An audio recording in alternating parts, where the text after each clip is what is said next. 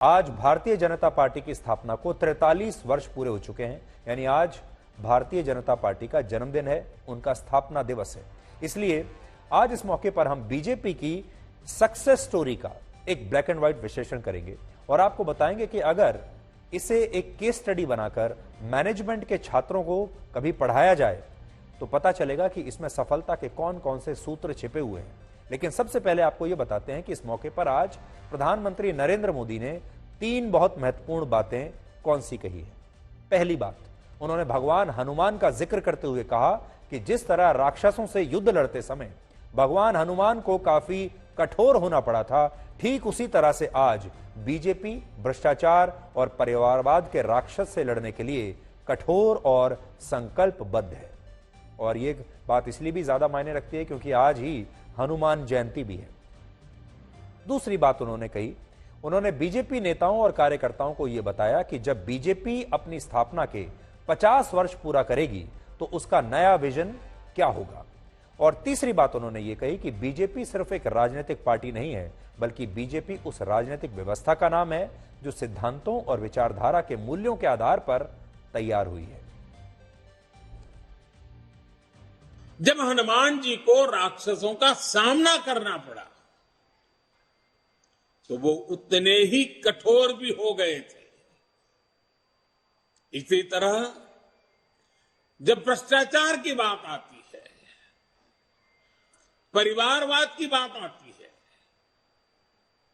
कानून व्यवस्था की बात आती है, तो भाजपा उतनी ही संकल्पबद्ध हो जाती है मां भारती को इन बुराइयों से मुक्ति दिलाने के लिए।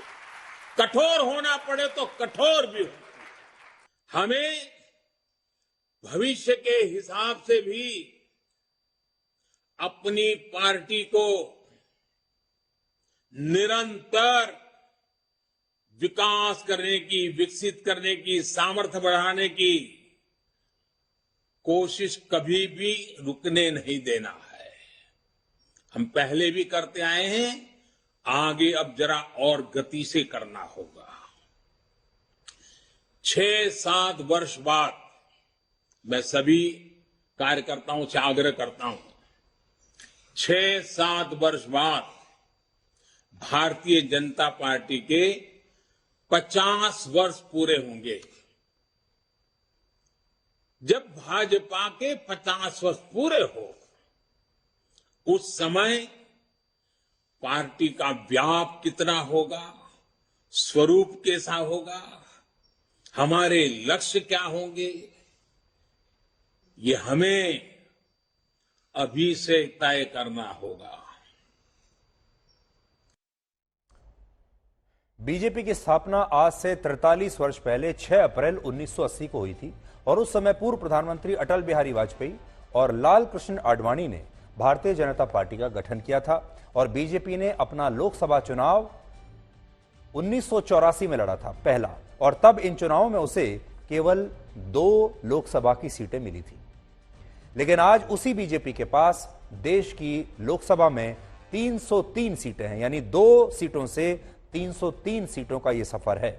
अब हम आपको वो 5 बातें बताते हैं जो बीजेपी को बाकी पार्टियों से अलग बनाती हैं और जो आपको यह बताती हैं कि ये 2 सीटों से 303 सीटों का सफर बीजेपी ने कैसे तय किया, और जो बीजेपी की विरोधी पार्टियां हैं, जो बीजेपी को पसंद नहीं करते, ऐसे नेताओं के लिए भी आज इस विश्लेषण में बहुत कुछ सीखने के लिए होगा। इसलिए बीजेपी के विरोधियों को भी हम ये कहेंगे कि आज इन बातों को जरूर ध्यान से सुनें, उनके भी काम आ सकती है। पहली बात, स्थापना के बाद से आज तक बीजेपी एक बार भी कभी टूटी नहीं है, जबकि कांग्रेस अपनी स्थापना के बाद से 70 बार टूट चुकी है। दूसरी बात, बीजेपी भारत की पहली स्वदेशी राष्ट्रीय पार्टी है और इसका गठन भी आजाद भारत में हुआ है और इसकी विचारधारा पूरी तरह से भारतीय मूल्यों और उसकी संस्कृति पर आधारित है। जबकि कांग्रेस का गठन आजादी से पहले 1885 में हुआ था। अंग्रेजों ने ही कांग्रेस पार्टी का गठन किया था और कांग्रेस पार्टी का जो पूरा स्वरूप था वो बहुत अंग्रेजों से प्रभावित रहा था और वो आजादी से बहुत वर्ष पहले ही उसका गठन हो चुका था।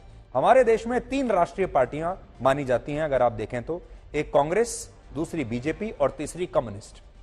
कांग्रेस अंग्रेजों की विचारधारा से प्रभावित थी। कम्युनिस्ट पार्टी जो वैश्विक रूप से जो कम्युनिस्ट विचारधारा थी उससे प्रभावित थी, यानी वो भी भारत की विचारधारा से प्रभावित नहीं थी। और बीजेपी, ये तीन पार्टियां हैं।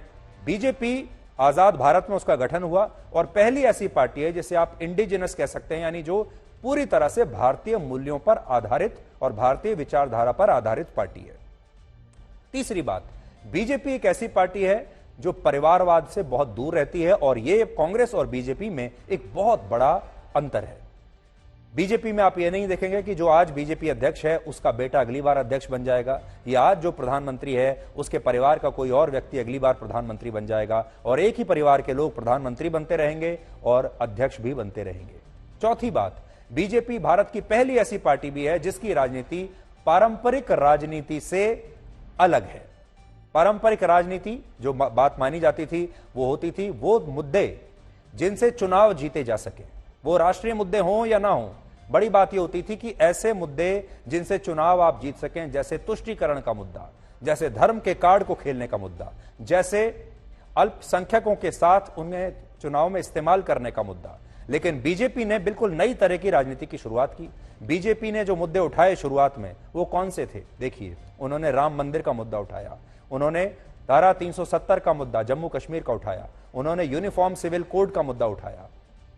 ये वो मुद्दे थे जिन्हें भारत की पारंपरिक राजनीति में राजनीतिक मुद्दे कहे ही नहीं जाते थे। ये बिल्कुल गैर राजनीतिक मुद्दे थे। लेकिन बड़ी बात यह है कि बीजेपी आज इन गैर राजनीतिक मुद्दों पर राजनीति करते करते उन्होंने देश की पूरी राजनीति को आज इन मुद्दों पर लाकर केंद्रित कर दिया है। पांचवी बात, बीजेपी ने ऐसे मुद्दों को राष्ट्रीय राजनीति का मुद्दा बनाया जिनका पहले मजाक उड़ाया जाता था और कहा जाता था कि ऐसे मुद्दे तो राजनीतिक हो ही नहीं सकते। और जैसा मैंने आपको बताया कि कुछ गैर पारंपरिक मुद्दे उन्होंने उठाए जो राजनीति से दूर थे, जो गैर राजनीतिक थे, जैसे राम मंदिर का मुद्दा, जम्मू कश्मीर से अनुच्छेद 370 हटाने का मुद्दा, 3 तलाक का मुद्दा। ये सामाजिक मुद्दे थे या फिर जो लोगों के दिमाग में थे। इसके अलावा आज बीजेपी दुनिया की सबसे बड़ी राजनीतिक पार्टी है। आज बीजेपी के पास 17 करोड़ से ज्यादा कार्यकर्ता हैं, जबकि चीन की कम्युनिस्ट पार्टी के पास 9 करोड़ 3 लाख कार्यकर्ता हैं। और आज बीजेपी को इलेक्शन की एक मशीन कहा जाता है क्योंकि वो एक मशीन की तरह काम करती है और मशीन न थकती है न छुट्टी लेती है और बिना रुके काम करती है। इसी तरह बीजेपी भी मशीन की तरह जमीनी स्तर पर अपने संगठन को मजबूत बनाने के लिए काम करती है। और बीजेपी ने असल में यह बताया कि संगठन और संगठन की ताकत क्या होती है। और बीजेपी एक ऐसी पार्टी है जिसके साथ उसके वोटर भी जुड़े हुए हैं और उसके कार्यकर्ता भी जुड़े हुए हैं। बीजेपी की 43 वर्षों की यात्रा को अगर हम 4 चरणों में बांटें तो इनमें पहला चरण होगा 1980 से 1990 के दशक का। इस चरण को बीजेपी के लिए अप्रासंगिक चरण आप कह सकते हैं क्योंकि इस समय में बीजेपी का राष्ट्रीय राजनीति में ना तो कोई कद था, ना प्रभाव था, ना बीजेपी प्रासंगिक थी। बहुत ही छोटी और गैर प्रासंगिक शुरुआत बीजेपी की रही। दूसरा चरण वर्ष 1990 से 2004 के बीच का आप मान सकते हैं, जब बीजेपी ने राम मंदिर को एक बहुत बड़ा मुद्दा बना दिया और पहली बार 1999 से 2004 के बीच 5 साल तक देश की पहली गठबंधन की सरकार चलाई।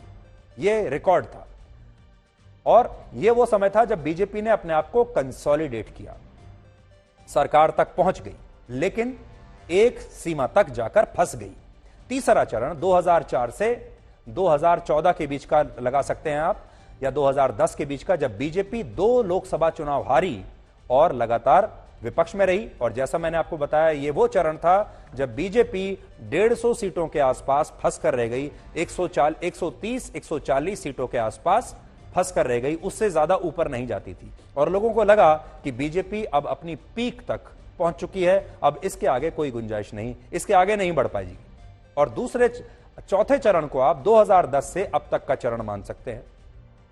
और इस चरण को आप जो है डेकेड ऑफ चेंज कह सकते हैं, यानी यह ऐसा दशक है जो बदलाव लेकर आया। यहां बड़ी बात यह है कि जो लोग 2014 में प्रधानमंत्री मोदी की जीत पर यह कहते थे कि देश में मोदी की लहर चल रही है और लहरें तो आती रहती हैं, जाती रहती हैं, एक लहर आई, अब यह लहर ज्यादा दिन चलेगी नहीं, वो लोग इस बदलाव के मूल स्वभाव को समझ ही नहीं पाए। असल में ये मोदी की लहर नहीं थी, ये मोदी का युग था और ये समय युगांतर का था। यानी जब नया युग बदल रहा था, और यह युग मोदी का युग था। बीजेपी के बारे में एक और खास बात यह है कि जहां कांग्रेस और दूसरी विपक्षी पार्टियों की राजनीति हमेशा अल्पसंख्यक वर्ग तक सीमित थी और इन पार्टियों ने अल्पसंख्यकों को एकजुट करने पर जोर दिया, तब बीजेपी ने मेजॉरिटी बेस्ड पॉलिटिक्स की और हिंदुओं को कंसोलिडेट किया। पहले कांग्रेस पार्टी ने भारत के वोटर्स को 20 और 80 के फॉर्मूले में बांटा हुआ था, 80-20 के फॉर्मूले में बांटा था। इनमें 20% अल्पसंख्यकों और मुसलमानों को उन्होंने एकजुट कर लिया, लेकिन 80% हिंदुओं को अलग अलग जातियों में बांटकर उस वोट बैंक के टुकड़े टुकड़े कर दिए, जैसा आप पहले की बात देख रहे हैं। और फिर इसे उन्होंने सोशल इंजीनियरिंग का नाम दिया और सोशल इंजीनियरिंग करके ये हिंदुओं के अलग अलग वर्गों के वोट ले लिया करते थे। लेकिन बीजेपी ने पहली बार इन 80% हिंदुओं को एकजुट कर दिया और ये जो जातियों के छोटे छोटे वोट बैंक थे उसे कंसोलिडेट कर दिया और ये जो मेजॉरिटी पॉपुलेशन थी उसको 80% में एकजुट किया और फिर जो 20% जो था उस 20% में छोटे छोटे स्लाइस बनाने की कोशिश की। जैसे आज भी बहुत सारे मुसलमान ऐसे हैं जो प्रोग्रेसिव हैं, जो अब बीजेपी को वोट देने लगे हैं, जिन्हें 3 तलाक का आइडिया पसंद आया। और दूसरी बड़ी बात नरेंद्र मोदी के शासन में जो हुई वो ये कि पहले राष्ट्रीय मुद्दे अलग होते थे और चुनाव जीतने के मुद्दे अलग होते थे, और चुनाव जिन मुद्दों पर जीते जाते थे वो जरूरी नहीं कि वो राष्ट्र के लिए भी वो मुद्दे सही हों और अच्छे हों, और जो मुद्दे राष्ट्र के लिए अच्छे होते थे उनसे पार्टियां चुनाव हार जाती थी। इसलिए आपने देखा होगा राष्ट्र के लिए जो अच्छे मुद्दे हुआ करते थे, यानी कोई कड़ा फैसला लेना है तो पुरानी जो सरकारें थीं वो चुनाव के बाद फैसले लेती थी। वो जानती थी कि अगर हमने देश के लिए कोई अच्छा फैसला ले भी लिया तो चुनाव हार जाएंगे। लेकिन मोदी ने इन मुद्दों को मर्ज कर दिया और मोदी सरकार में पहली बार ऐसा हुआ कि जो सख्त फैसले सरकार ने लिए उसका भी लोगों ने बुरा नहीं माना और सख्त फैसले सरकार के राष्ट्र हित के साथ जुड़ते चले गए और वही चुनावी मुद्दे भी बन गए। और जो छोटी छोटी जो बातें थी जिनके बारे में कभी किसी ने सोचा नहीं था, लोग मजाक उड़ाते थे, जैसे स्वच्छ भारत है, जैसे जन धन योजना है, या इस तरह की जो और योजनाएं हैं उनके बारे में लोगों ने सोचा भी नहीं था। ये जो शौचालय की जो योजना थी, ऐसी योजनाओं के साथ मिलकर बीजेपी ने जो है लोगों के साथ अपना एक कनेक्ट बनाया। नरेंद्र मोदी ने अपना एक कनेक्ट बनाया। उज्ज्वला योजना को आप उसमें एक बहुत बड़ी बात, एक बहुत बड़ा फैक्टर मान सकते हैं, जिसने देश की सारी महिलाओं को एकजुट कर दिया और सारी महिलाओं को, जो गांव में रहने वाली खासतौर पर महिलाएं हैं, उन्हें प्रधानमंत्री मोदी का फैन बना दिया। समझने वाली बात यह भी है कि पहले की सरकारों में हिंदुओं की जो अनदेखी हुई और इससे उनके मन में जो असंतोष पैदा हुआ, बीजेपी ने उसी असंतोष को अपना व्हीकल बना लिया, उस असंतोष को एक आउटलेट दे दिया। इसके अलावा बीजेपी ने सोए हुए लोगों को जगाकर उन्हें एकजुट किया और भारतीयता पर आधारित अपनी इस नई राजनीति को अपना सबसे बड़ा ईंधन बना लिया। तो ये कुछ बातें हैं जो बीजेपी को बाकी पार्टियों से अलग बनाती हैं। ये एक सक्सेस स्टोरी है और इस सक्सेस स्टोरी को अगर आप मैनेजमेंट के स्कूलों में या कॉलेजों में पढ़ाएंगे तो छात्रों को बड़ा लाभ होगा।